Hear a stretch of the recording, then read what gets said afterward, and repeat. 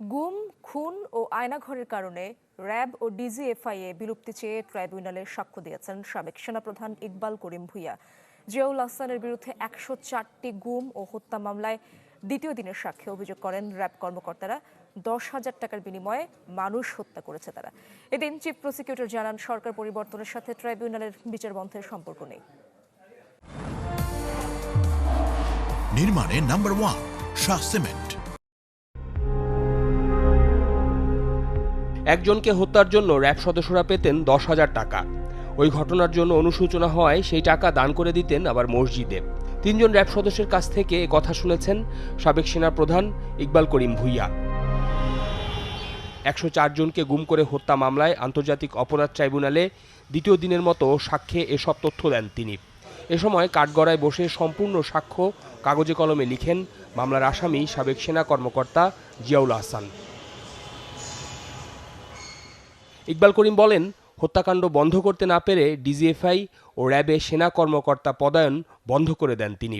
কিন্তু এ সিদ্ধান্ত থেকে সরে আসতে সাবেক প্রধানমন্ত্রী শেখ হাসিনা ও নিরাপত্তা উপদেষ্টা তারিক আহমেদ সিদ্দিক তার সাথে যোগাযোগ করেন।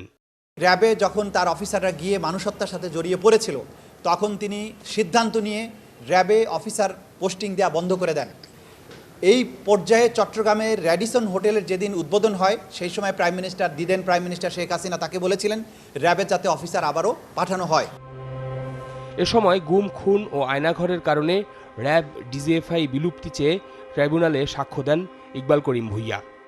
র্যাব এবং ডিজিএফআই এই দুটো সংস্থার বিলুপ্ত হয়ে নতুন কোনো বাহিনী গঠন হওয়া উচিত, কারণ এই কলঙ্কের দায় নিয়ে এই বাহিনী দুটো বেশি দূর অগ্রসর হতে পারবে না। সে কারণে তিনি তার অভিমত ব্যক্ত করেছেন। আসামি পক্ষের আইনজীবীরা সাবেক সেনাপ্রধানকে জেরার বিষয়ে নিজেদের বক্তব্য তুলে ধরেন। উনি বলেছেন সমস্ত সেনাবাহিনীর সমস্ত সদস্য ডিহিউম্যানাইজ। গত ৪০ বছর যাবৎ এটাই নাকি হয়ে আসছে। উনি গত ৪০ বছর ডিহিউম্যানাইজ ছিলেন, এখন উনি মনে হয় মানুষ হয়েছেন। মানবতা বিরোধী অপরাধের এই মামলায় জিয়াউল আহসানের বিরুদ্ধে বিচার বহির্ভূত হত্যার ৩টি অভিযোগ আনে প্রসিকিউশন। আগামী ১৮ ফেব্রুয়ারি ইকবাল করিম ভূঁইয়াকে আবার জেরা করবেন আসামি পক্ষের আইনজীবীরা।